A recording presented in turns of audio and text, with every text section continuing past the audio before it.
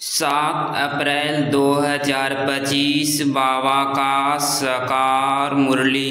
मीठे बच्चे, सबसे अच्छा दैवी गुण है शांत रहना, अधिक आवाज में ना आना, मीठा बोलना।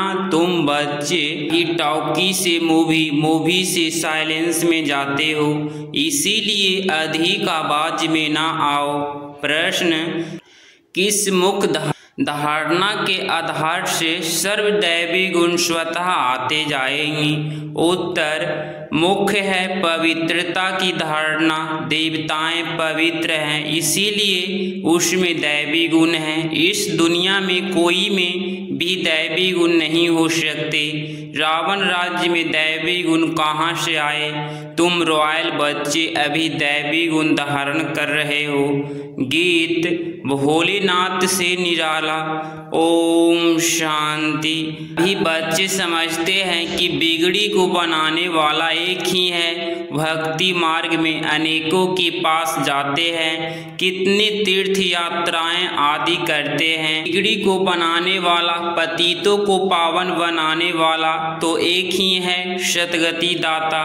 गाइड्स लिबरेटर भी वह एक है। अब गायन है, परंतु अनेक मनुष्य, अनेक धर्म, मठ, पंथ, शास्त्र होने कारण अनेक रास्ते ढूंढते रहते हैं। सुख और शांति के लिए सत्संगों में जाते हैं।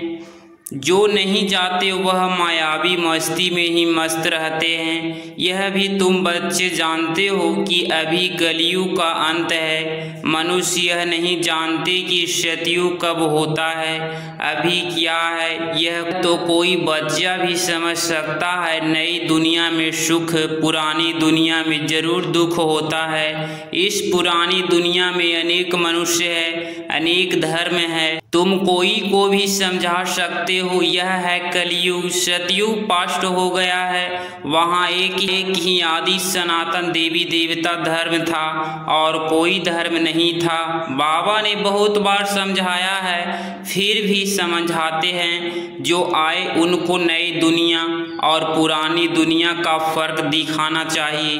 भल वह क्या भी कहे, कोई 10,000 वर्ष आयु कहते हैं, कोई 30,000 वर्ष आयु कहते हैं। अनेक मतें हैं ना।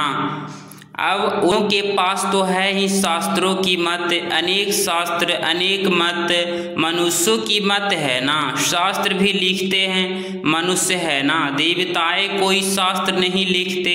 सतयुग में दैवी देवता धर्म होता है। सतयुग में उन्हें को मनुष्य भी नहीं कहा जा सकता।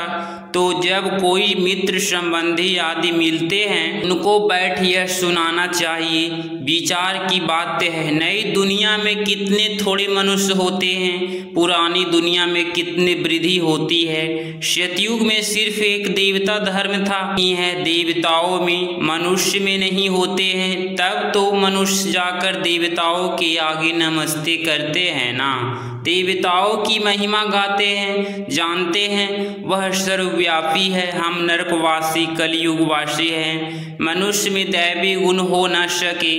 कोई कहे फलाने में बहुत अच्छे दैवी गुण हैं, बोलो नहीं, दैवी गुण होते ही हैं देवताओं में, क्योंकि वह पवित्र है। यहाँ पवित्र ना होने कारण कोई में दैवी गुण हो न सके, क्योंकि आसुरी रावण राज्य है ना। नए झाड़ में दैवी गुण वाले देवताएं रहते हैं, फिर झाड़ पुराना होता है। रावण राज्य में दैवी गुण वाले हो न सके।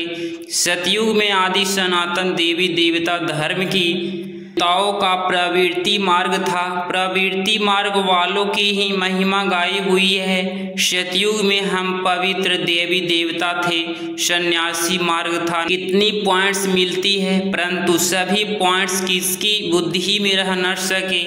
पॉइंट्स भूल जाती है, इसीलिए फेल होते हैं। दैवी गुण धारण नहीं करते हैं। एक ही दैवी गुण अच्छा है, जास्ती कोई से न बोलना, मीठा बोलना, बहुत थोड़ा बोलना चाहिए। क्योंकि तुम बच्चों को टॉकी से मूवी से साइलेंस में जाना है। धीरे से बोलते हैं तो समझते हैं यह रॉयल घर का है। मुख्य से नई और पुरानी दुनिया का कंट्रोल्स बताना चाहिए। सतयुग में दैवी गुण वाले देवताएं थे, वह प्रवृत्ति मार्ग था। तुम सन्यासियों का धर्म ही अलग है, फिर भी यह तो समझते हो ना, नई सृष्टि सतो प्रधान होती है, अभी तमो प्रधान है। आत्मा तमो प्रधान होती है तो शरीर भी समो प्रधान मिलता है। अभी है ही पतित दुनिया, सबको पतित कहेंगी, वह है पावन सतो प्रधान दुनिया। वही नई दुनिया से अब पुरानी दुनिया होती है। इस समय सभी मनुष्य आत्माएं नास्तिक है, इसीलिए ही हंगामे है। धनी को न जानने के कारण आपस में लड़ते झगड़ते रहते हैं। रचयिता और रचना को जानने वाले को अहिष्टे कहा जाता है। संन्यास धर्म वाले तो नई दुनिया को जानते ही नहीं, तो वहाँ आते ही नहीं। बाप ने समझाया है, अभी सब आत्माएं तमो प्रधान बनी है, फिर सभी आत्माओं को सतो प्रधान कौन बनाए? वह तो बाप ही बना सकते हैं। सतो प्रधान दुनिया में थोड़े मनुष्य होते हैं, बाकी सब मुक्ति धाम में रहते हैं। ब्रह्मा तत्व है जहाँ हम आत्माएं निवास करती है, उनको कहा जाता है ब्रह्मांड। आत्मा तो अविनाशी है, यह अविनाशी नाटक है जिसमें सभी आत्माओं का पाठ है। नाटक कब शुरू हुआ ये कोई बता ना सके, यह अनादि ड्रामा है ना। बाप तो सिर्फ पुरानी दुनिया को नई बनाने वाले आना पड़ता है। ऐसे नहीं कि बाप नई सृष्टि रचते हैं, जब पतित होते हैं तब ही पुकारते हैं। सतयुग में कोई पुकारते नहीं, है ही पावन दुनिया, रावण पतित बनाते हैं, परम पिता परमात्मा आकर पावन बनाते हैं। आधा आधा जरूर कहेंगे, ब्रह्मा का दिन और ब्रह्मा की रात आधा आधा है। ज्ञान से दिन होता है, वहाँ अज्ञान है नहीं। भक्ति मार्ग को अंधियारा मार्ग कहा जाता है। देवताएं पुण्य जन्म लेते लेते फिर आते हैं, इसीलिए इस सीढ़ी में दिखाया है मनुष्य कैसे सतो रजो तमो में आते हैं। अभी सबकी जड़ी भूत अवस्था है। बाप आते हैं ट्रांसफर करने अथवा मनुष्य को देवता बनाने। जब देवता थे तो आसुरी गुण वाले मनुष्य नहीं थे, अभी इन आसुरी गुण वाले को फिर दैवी गुण वाला कौन बनाए? अभी तो अनेक धर्म अनेक मनुष्य हैं, लड़ते झगड़ते रहते हैं। सतयुग में एक ही धर्म है तो दुख की कोई बात नहीं। शास्त्रों में तो बहुत दंत कथाएं हैं जो जन्म जन्मांतर पढ़ते आए हैं। बाप कहते हैं यह सब भक्ति मार्ग के शास्त्र है, उनसे मुझे प्राप्त कर नहीं सकते। मुझे तो स्वयं एक ही बार आकर सबकी सतगति करनी है, ऐसे वापिस कोई जा ना सके। बहुत धैर्य से बैठ समझाना चाहिए, हंगामा भी ना हो। उन लोगों को अपना अहंकार तो रहता है ना। साधु संतों के साथ सियाने मनुष्य जो होंगे वह कहेंगे यह विचार करने योग्य बातें हैं। मेले प्रदर्शनी में अनेक प्रकार के आते हैं ना।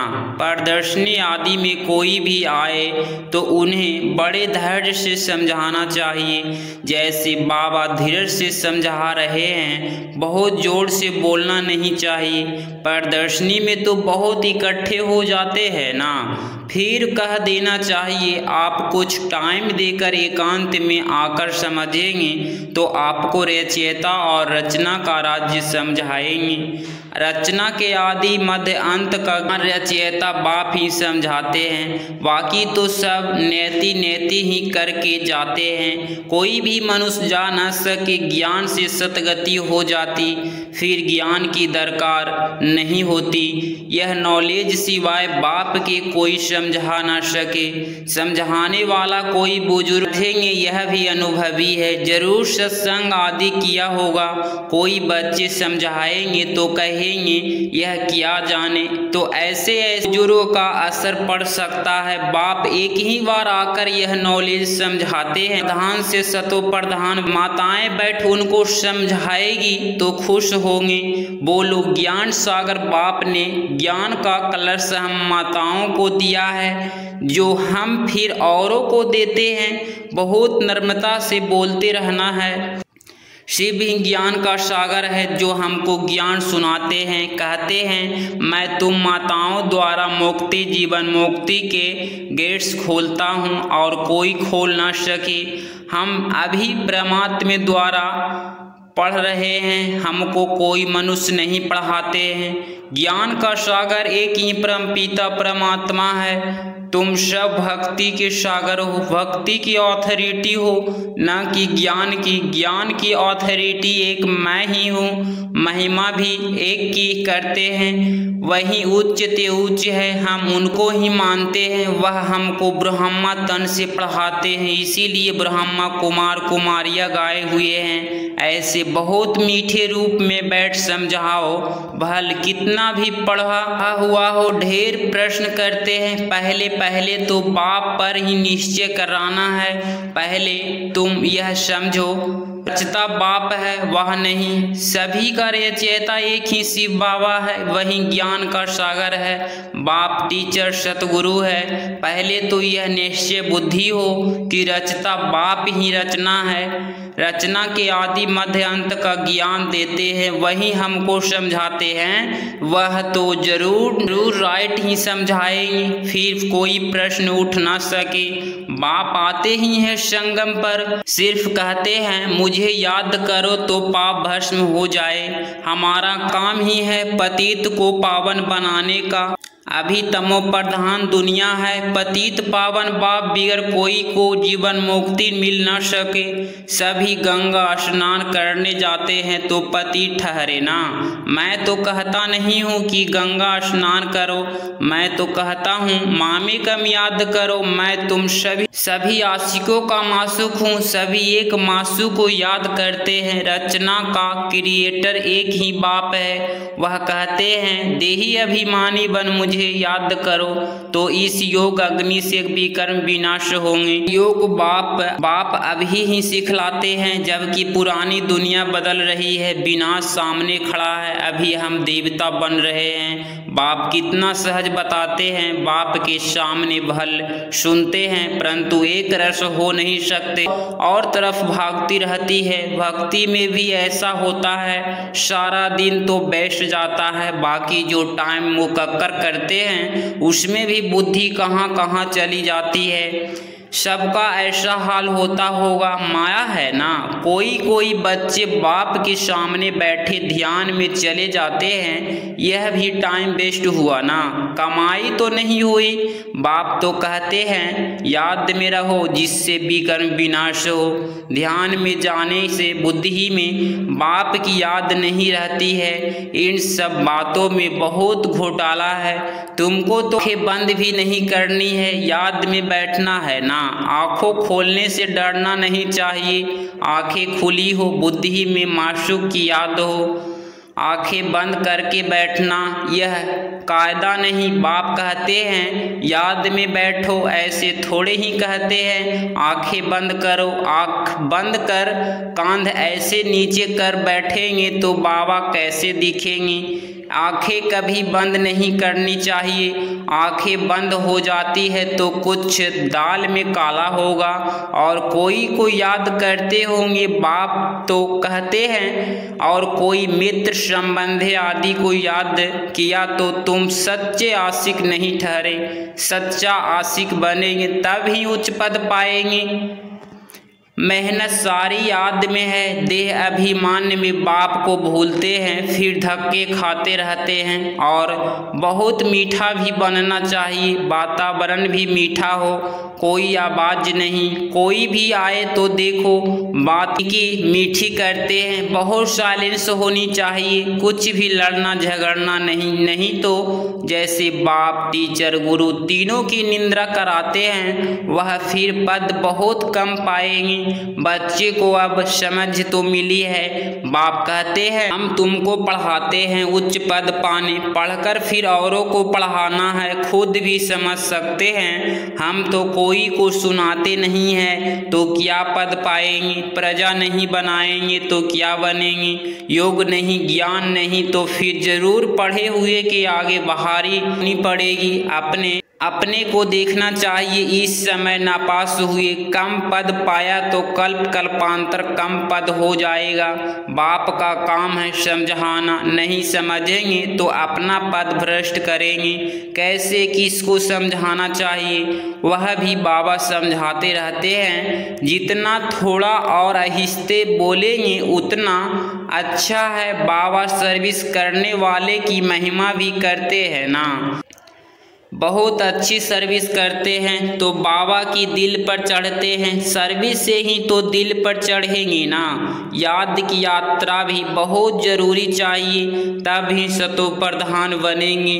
राजा जास्ती खोएंगे तो पद कम हो जाएगा।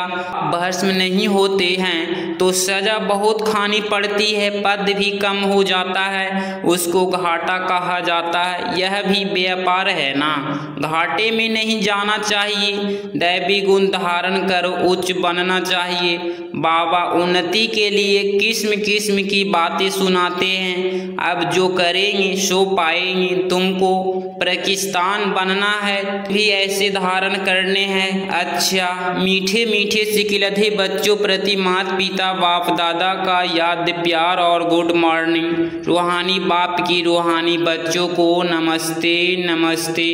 धारणा के लिए मुख्य सार पॉइंट नंबर फर्स्ट, किसी से भी बहुत नम्रता और धीरे से बातचीत करनी है। बोल चाल बहुत मीठा हो, साइलेंस का वातावरण हो, कोई भी आवाज़ ना हो, तब सर्विस की सफलता होगी। पॉइंट नंबर 2, सच्चा आशिक बन एक मासूम को याद करना है। याद में कभी आंखें बंद कर कांध नीचे करके नहीं बैठना है, देही अभिमानी होकर रहना है। 7 अप्रैल 2025 का वरदान, सर्व खजानों को स्व के प्रति और औरों के प्रति यूज करने वाले अखंड महादानी भव। स्पष्टीकरण, जैसे बाप का भंडारा सदा चलता रहता है, रोज देते हैं, ऐसे आपका भी अखंड लंगर चलता रहे, क्योंकि आपके पास ज्ञान का, शक्तियाँ का, खुशी का भरपूर भंडारा है। इसे साथ में रखने वाले कोई भी खतरा नहीं है। यह भंडारा खुला होगा तो चोर नहीं आएगा, बंद रखेंगे तो चोर आ जाएंगे।